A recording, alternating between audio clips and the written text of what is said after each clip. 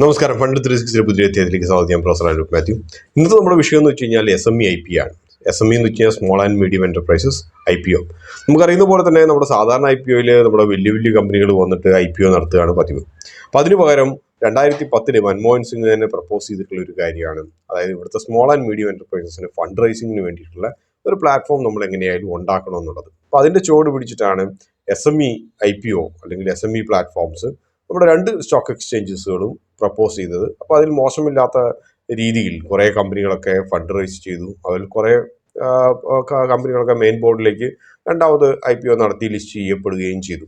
അപ്പോൾ അതുപോലെ IPOകളിലും ഫണ്ട് റൈസിങ്ങിനും വേണ്ടിയിട്ട് ചെറിയ കമ്പനികൾക്ക്, അതായത് സ്മോൾ ആൻഡ് മീഡിയം എന്റർപ്രൈസസ്, അതായത് ഏകദേശം 5 കോടി മുതൽ 150 കോടി രൂപ വരെ ടേൺ ഓവർ ഉള്ള കമ്പനികളാണ് സാധാരണ സ്മോൾ ആൻഡ് മീഡിയം എന്റർപ്രൈസസ് എന്ന് പറയാതെ, ആ ഒരു മേഖലയിൽപ്പെട്ട ഇങ്ങനത്തെ ചെറിയ കമ്പനികളെ അവർക്ക് ഫണ്ട് റൈസിങ്ങിന് വേണ്ടിയിട്ടുള്ള ഒരു സഹായകരമായിട്ടുള്ള രീതിയിലുള്ളതാണ് SME IPOs ആൻഡ് അതുപോലെ തന്നെ SME പ്ലാറ്റ്ഫോംസ്.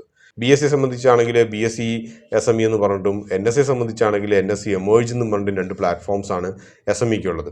അടുത്ത കാലങ്ങളായിട്ട് ഈ SME IPOs, SME കമ്പനികളുടെ IPO ഇത് വളരെയധികം ആകർഷണീയമായിട്ട് വരുന്നുണ്ട്. മറ്റൊരു കാരണം കൊണ്ടൊന്നുമല്ല, 2023 നമ്മൾ നോക്കുകയാണെങ്കിൽ ഏകദേശം 10-65 കമ്പനികൾ IPO നടത്തി. ഈ 65 കമ്പനികളിൽ 51 കമ്പനി SMEസും IPO നടത്തിയതിൻ്റെ അകത്ത് 100 ഇരട്ടി സബ്സ്ക്രിപ്ഷനും 12 എണ്ണത്തിന് 300 ഇരട്ടി സബ്സ്ക്രിപ്ഷനുമാണ് ഉണ്ടായത്. വളരെ ഒരു ഫിനോമിനൽ ആയിട്ടുള്ള ഒരു കാര്യമാണ്. അപ്പോൾ നമ്മൾ ഇന്നത്തെ ഈ ഒരു ചർച്ചയിൽ നമ്മൾ പറയുന്നത് ഈ SME IPOകൾ പലപ്പോഴും ഒരു കെണിയാണോ? കാരണം കഴിഞ്ഞ കുറച്ച് കാലങ്ങളായിട്ട് നമുക്കറിയാം മിക്ക SME IPOകളും ഇവയുടെ ലിസ്റ്റിങ് സത്യം പറഞ്ഞാൽ മോശമില്ലാത്ത റിട്ടേൺസ് ആണ് നൽകിയത്. അല്ലെങ്കിൽ നമ്മൾ കുറച്ച് കാലങ്ങളിൽ എടുത്ത് നോക്കുകയാണെങ്കിൽ മാസങ്ങൾ കൊണ്ട് തന്നെ ഏകദേശം 3 ഇരട്ടി 4 ഇരട്ടി റിട്ടേൺസ് നൽകിയ പല കമ്പനികളും ഉണ്ട്.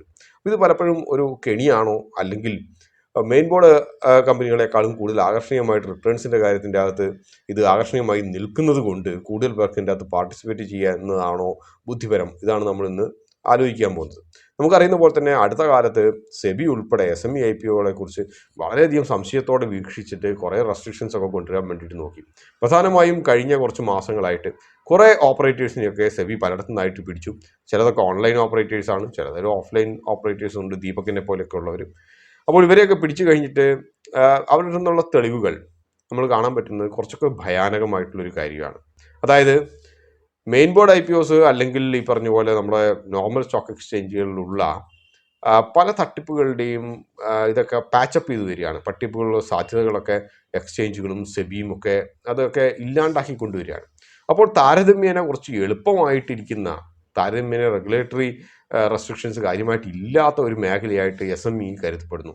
അപ്പോൾ ഈ ഓപ്പറേറ്റേഴ്സും ഇതേപോലെയുള്ള തട്ടിപ്പ് വീരന്മാരെല്ലാവരും കൂടി SME മേഖലയിലേക്ക് തിരിഞ്ഞു.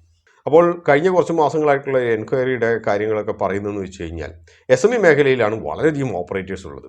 അതായത് ഈ ഓപ്പറേറ്റേഴ്സ് എവിടെ നിന്ന് തുടങ്ങുന്നു എന്ന് വെച്ച് കഴിഞ്ഞാൽ സ്മോൾ ആൻഡ് മീഡിയം എന്റർപ്രൈസുകളെ കണ്ടുപിടിച്ചിട്ട് നിങ്ങൾക്ക് IPO നടത്താനുള്ള സകല സഹായങ്ങൾ ഞങ്ങൾ ചെയ്തു തരാമെന്ന് പറഞ്ഞു തുടങ്ങുന്നതിൽ നിന്നും തുടങ്ങുന്നു.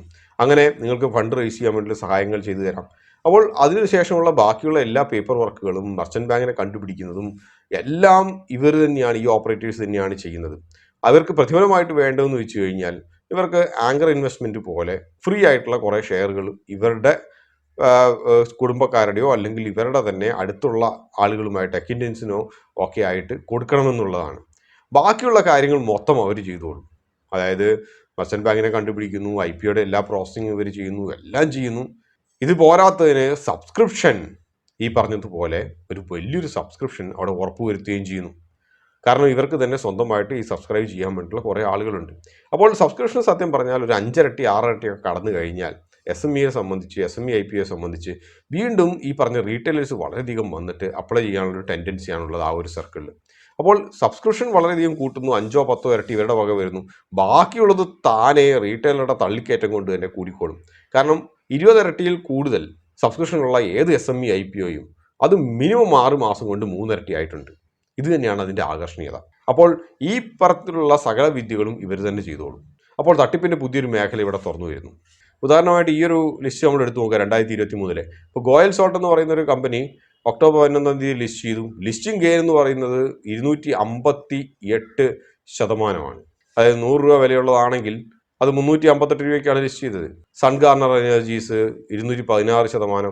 അങ്ങനെ അങ്ങ് പോകുന്നു. അതായത് നമ്മൾ ഒരിക്കലും സ്വപ്നത്തിൽ പോലും പ്രതീക്ഷിക്കാത്ത രീതിയിലുള്ള ലിസ്റ്റിംഗ് ഗെയിൻസ് ആണ് കൊടുക്കുന്നത്.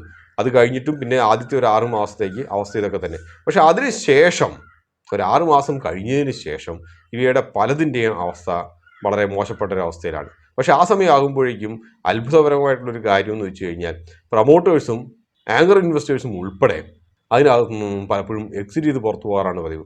കാരണം നമ്മുടെ മെയിൻ ബോർഡ് IPO പോലെയോ അല്ലെങ്കിൽ മെയിൻ ബോർഡ് കമ്പനികളെ പോലെ തന്നെ ഏകദേശം 25% മിനിമം ഡൈല്യൂഷൻ വേണമെന്നുള്ളതേ പറയുന്നുള്ളൂ. അതായത് 75% മുകളിൽ പ്രൊമോട്ടർ ഹോൾഡിംഗ് പാടില്ല എന്ന് പറയുന്നേ ഉള്ളൂ.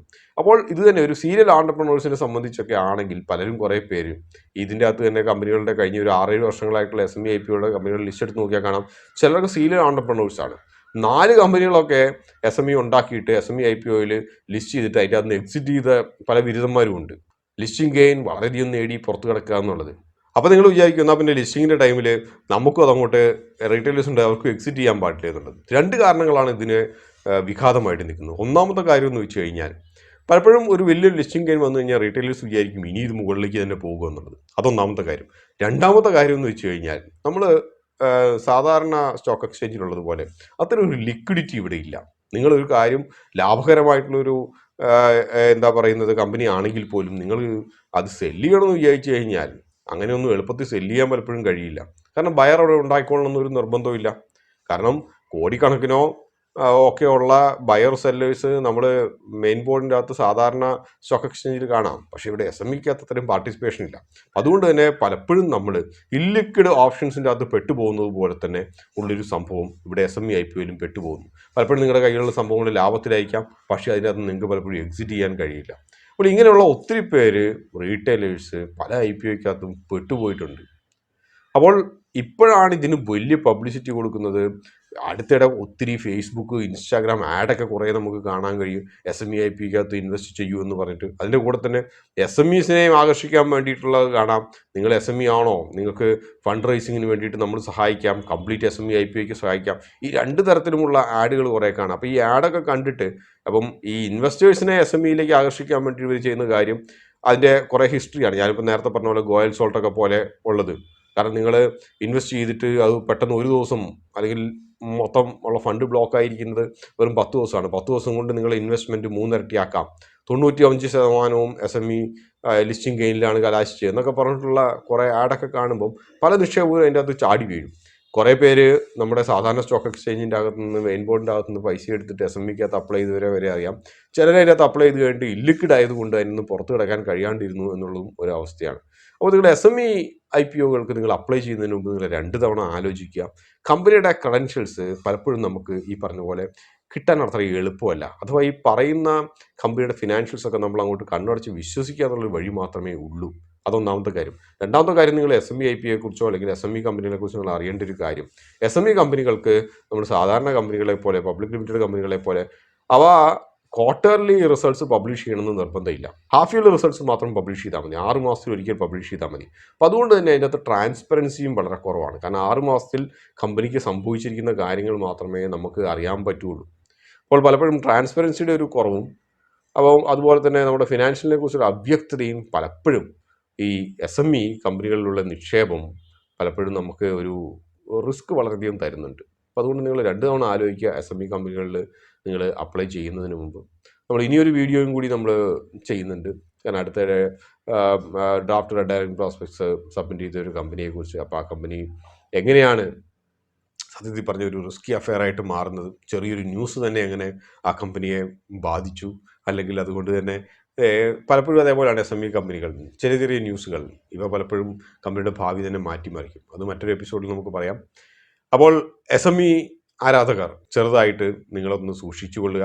അല്ലെങ്കിൽ പലപ്പോഴും നിങ്ങളുടെ പണം, കാരണം ഇത് നമ്മൾ പറയുന്നത് 1-2 അല്ലെങ്കിൽ 1000 രൂപയോ 2000 രൂപയോ അല്ല, അല്ലെങ്കിൽ 1000 രൂപയോ 15000 രൂപയോ ഒന്നും അല്ല നമ്മൾ ഒരു ലോട്ടിന് കൊടുക്കുന്നത്. വളരെയധികം പണം കൊടുക്കുന്നത് കൊണ്ട് പലപ്പോഴും അത് നിങ്ങളുടെ മൊത്തം പോർട്ട്ഫോളിയോയുടെ താറുമാറാക്കിയേക്കാം. കുറച്ചൊരു കോഷ്യസ് ആയിട്ട് നിങ്ങൾ ഈ ഓപ്പറേറ്റേഴ്സിൻ്റെ അടുത്ത് നിങ്ങൾ നിൽക്കുക. വെറും ആകർഷണീയത മാത്രം കണ്ടിട്ട് അതിൻ്റെ തെറ്റിച്ചാടാതിരിക്കുക. മറ്റൊരു അധ്യായം വീണ്ടും കാണാതെ വരെ നന്ദി, നമസ്കാരം.